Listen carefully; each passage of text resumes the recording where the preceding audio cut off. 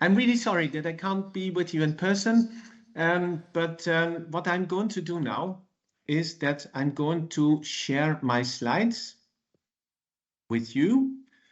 But I see that the technology is now sharing the slides, but I would like to do it myself. Is that possible? Because we have a few small modifications. Good. Now, thank you very much. I try to, compile a presentation that I will try to do within around 20 minutes. There's quite a few slides, and of course I will make sure that you also get the slides later on.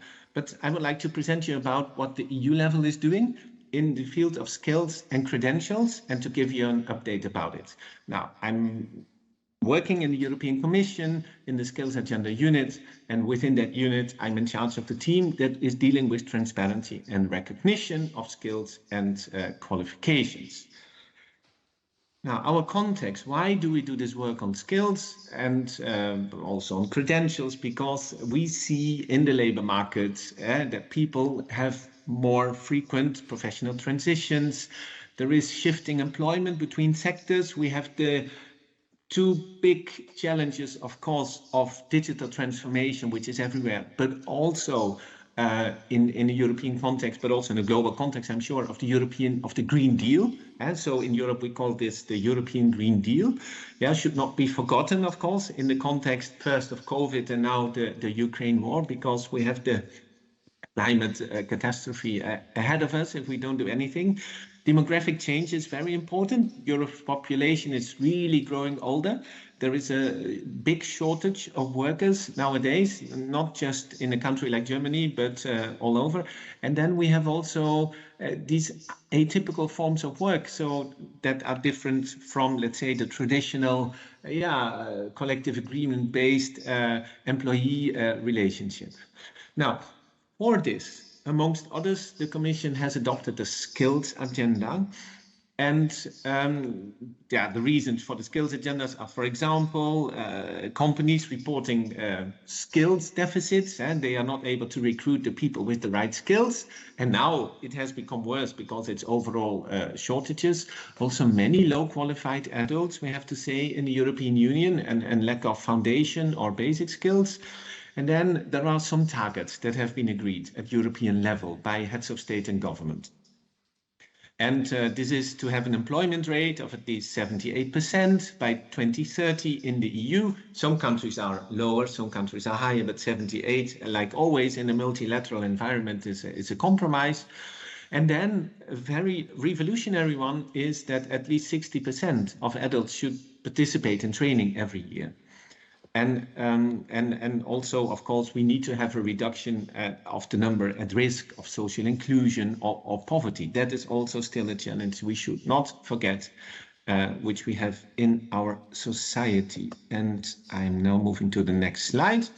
Now, all of this, of course, also takes place within the broader context of our compass, which is the European Pillar of Social Rights, agreed a few years ago, and actually determining 20 rights of people in Europe. And the first principle of the social pillar is on education, training, and lifelong learning. So everybody should have the right to follow education, to follow training, but also to follow lifelong learnings. So to do lifelong learning all along life. Now here you see a composed slide with different policy initiatives and how they relate. So on the top you have the European Pillar of Social Rights and also the action plan, and that agreed on the targets. This is really the compass. It's a bit the guide on what we should do. Then you see on the left, European Green Deal, Digital Decade. They were proposed by the Commission in around 2020 as really very general policy objectives, and then COVID-19, of course, came in. And then you see also here the European Skills Agenda, the Digital Education Action Plan that aims at promoting digital education, the research area, the European education area. All those policy lines work very much on the same goals of lifelong learning, skills for jobs, skills for the green transition, digital skills. Then when we look concretely at where we stand in terms of implementation of the skills agenda, so we have 12 actions in the skills agenda that was launched in 2020. And where we now stand is that there is a pact for skills, and that has turned 2 years old. And that pact for skills tries to put together skills ecosystems through large partnerships. And there are already more than 1,000 members, employers, unions, companies who are there. Secondly, strengthening skills intelligence, a very important thing. When we talk about skill shortages, of course, we need to have a more detailed picture of where they exist and what types of jobs, what are also the trends. And we have a European agency, CEDEFOP in Thessaloniki, who amongst others works on online vacancy scraping in order to determine, okay, what type of skills needed. Then you see a recommendation on vocational education and training that was issued, work on European universities, skills to support twin transition. So the Commission has developed a competence framework for digital skills, also one for skills needed for the green transition. And then, STEM graduate skills for life. And on the right, I would like to just refer to the individual learning accounts, council recommendations, and the micro-credentials one that were adopted in June of this year. I have slides on each of those. Then there is also the Europass portal, the Europass platform, actually, that was launched in 2020, and which contains a component on digital credentials. And finally, if you are serious on skills, it also means that you need to invest in skills. And very often skills are still perceived as a cost. Of course, skill development on companies' balance sheets. Okay, now I'm going into micro-credentials, then words about individual learning accounts, and then I will come also a bit more to the core issues of the conference, the digital credentials for learning and the learning model. So on micro-credentials, the EU has done some work.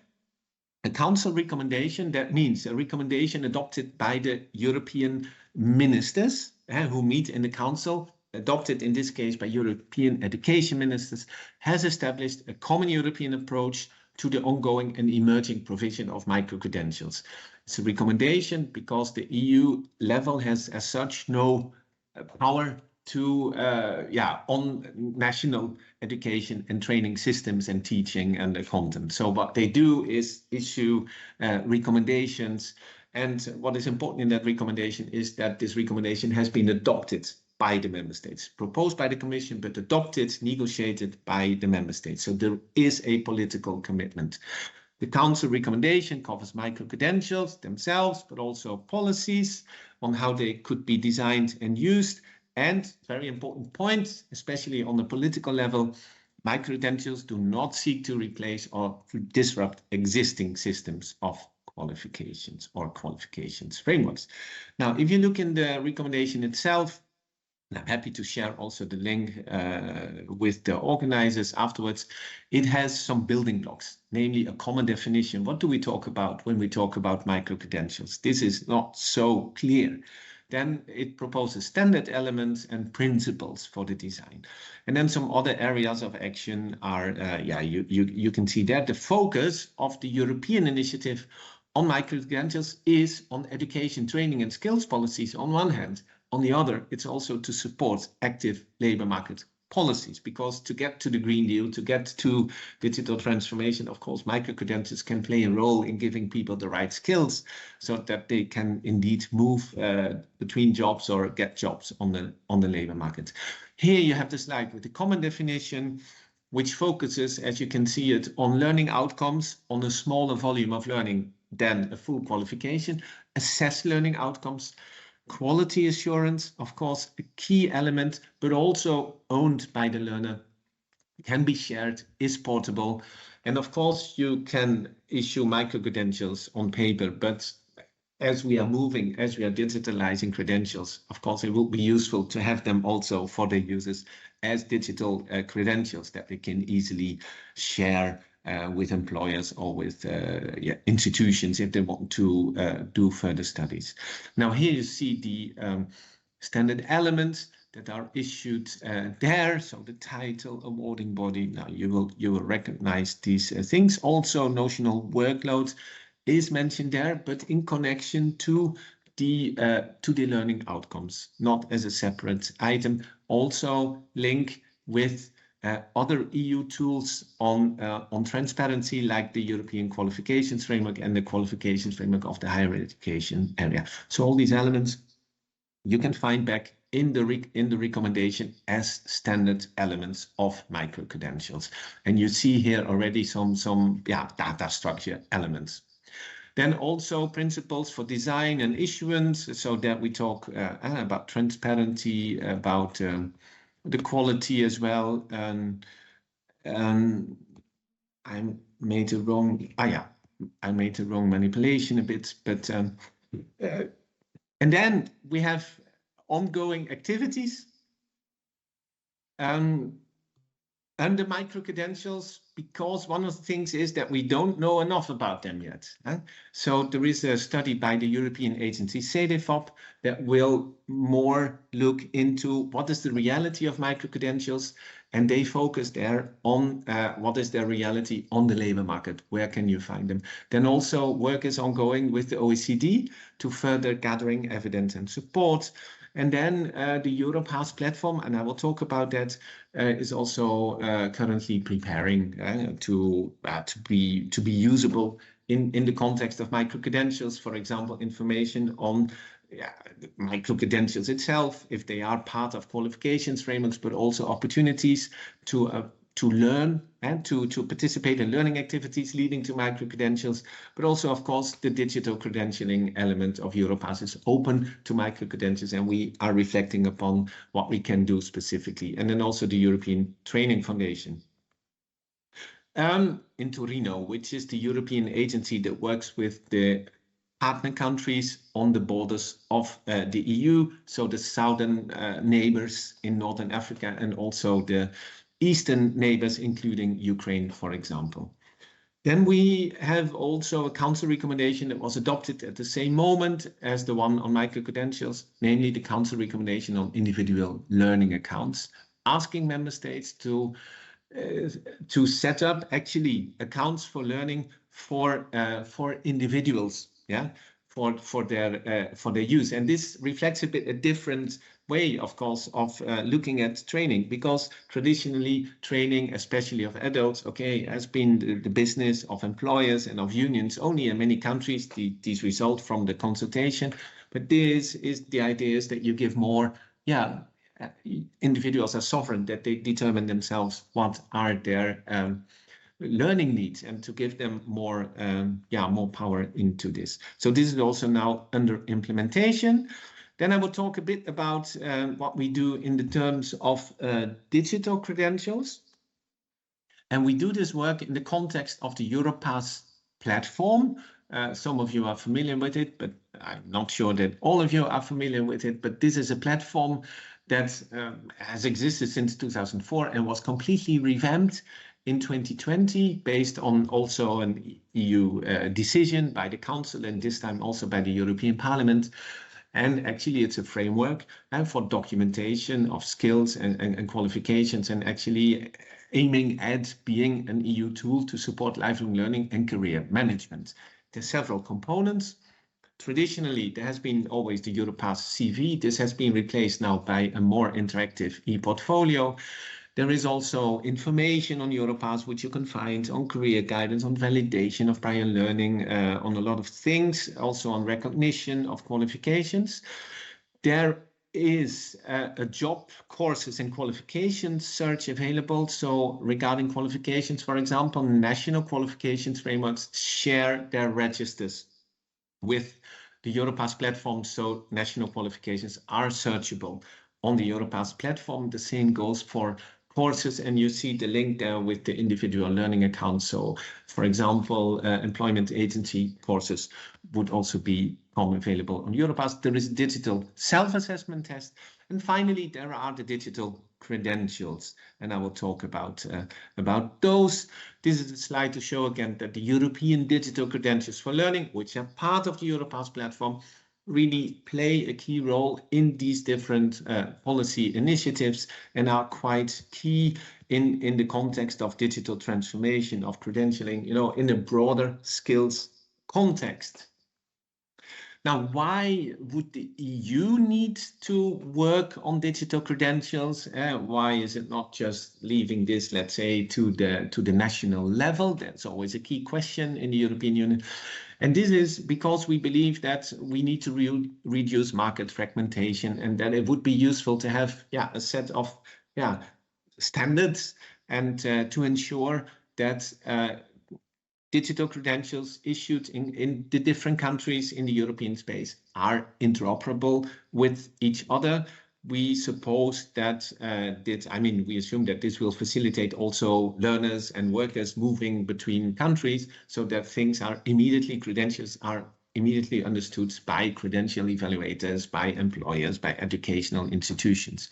The thing is also that this is for all sorts of learning achievements, not only for formal qualifications, but also non-formal, informal learning. It doesn't distinguish actually between it. It also is the infrastructure that we have available for all levels of education and training. It's also free and open source. That's also a key. That's also a key point. And one issue that I still wanted to mention is that at the EU level, also now work has started on the creation of an EU skills data space. So a project is underway that is looking at possibilities for that, because there are so many skills data and they could be put at use of the economy in the wider sense. Now, the European Digital Credentials for Learning infrastructure is, as I already said, open to any sort of credential, any sort of learning achievement for which credentials can be issued. So a credential is a document statement containing claims made about a person. So it's available for qualifications, but also for learning activities, non-formal learning events. Also for assessments, it could be used for also entitlement, so rights to enter into certain professions. So this is, of course, also, it's existing, but we are developing it further to have also more applications. Also at EU level, we try to avoid that we have parallel systems. I mean, an obligation is also to seek interoperability. Now, we very much try to distinguish between the content and the envelope and the packaging.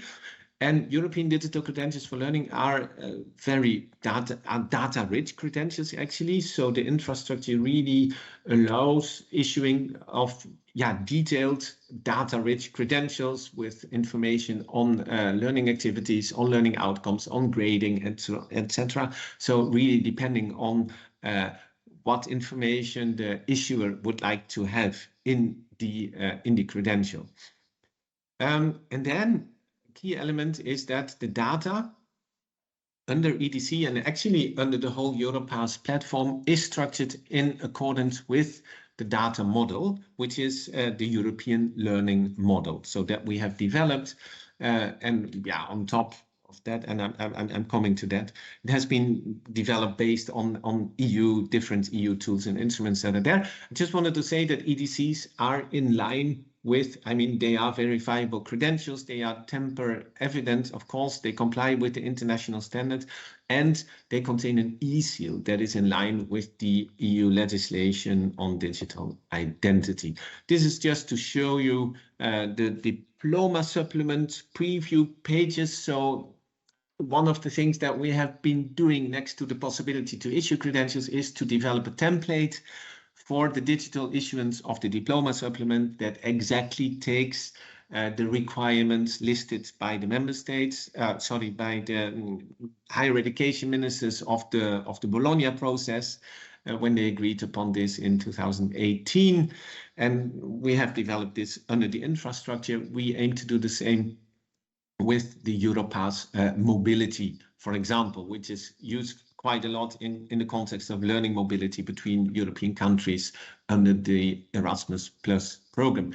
Here you see on the left information elements that you can have in your credential. It's quite limitless. And then on the right, it's quite important because, and this comes from the viewer. So we have built a viewer we have built an online credential builder, but in the viewer, when you click on the button, for example, as receiver of the credential, you automatically see what is the validity, what are the different authentication and verification elements of the credential. And also we have more recently been building in accreditation information.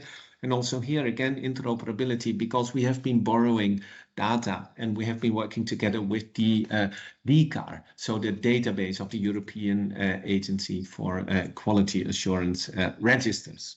And they have a wealth of information on accreditation.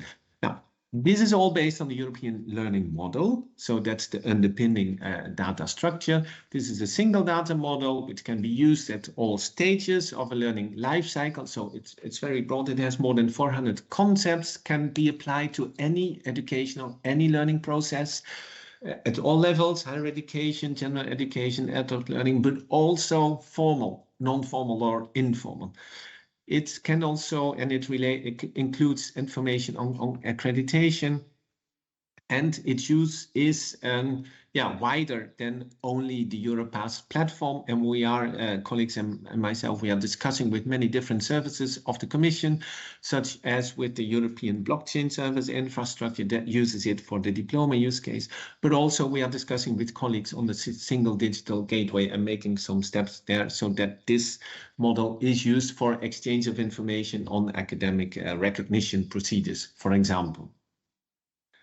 Okay, I will continue with the learning model. So you can see it a bit as a pyramid. On the top level, we have the ontology, we have the definitions. They come from, for example, the micro-credentials recommendation, the EQF recommendation, and so on. Secondly, linked open data. So we have also standards that are available at the EU Publication Office. The European learning model, we have to say, is multilingual. It has 29 languages. It's open source. It had different application profiles, qualifications, learning opportunities, credentials, accreditations, and it's possible to add national, regional, or sectoral extensions. And this, we believe, makes it interesting also because it is adaptable to local contexts. Now, some of the developments, we are ahead, and I'm almost done with my presentation.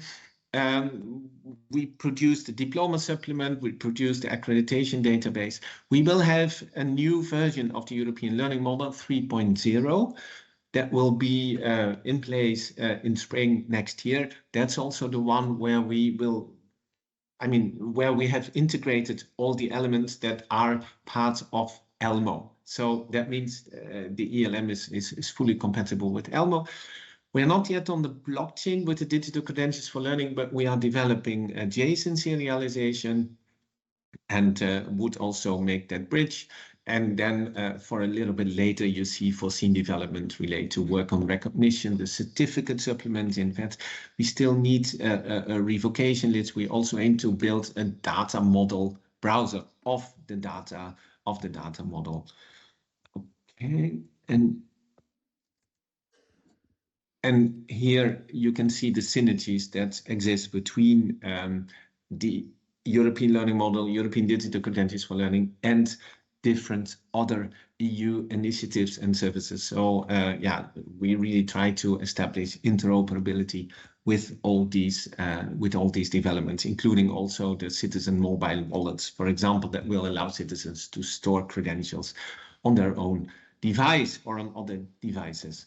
Then last point is that 2023 has been proposed as European Year of Skills by the Commission. This was expressed in the speech of Mrs. von der Leyen, the President of the European Commission, during the State of the Union. And why is this? Because European companies are grappling with a shortage of staff, and Europe needs more focus on education, on upskilling and reskilling, better cooperation with companies, because companies, of course, know what they need. They also face skills shortages, but now also labor shortages. And another element is that the EU needs to attract the right skills to the continent in order to cope with those skill shortages. I think in Germany you do have the same discussions. This is why The European Year of Skills has been proposed by the Commission. Currently, it's in negotiation with the Council and also the European Parliament.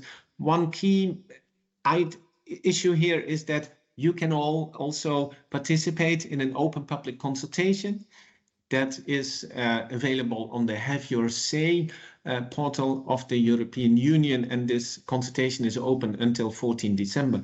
And what you can do in this public consultation, you can share your ideas.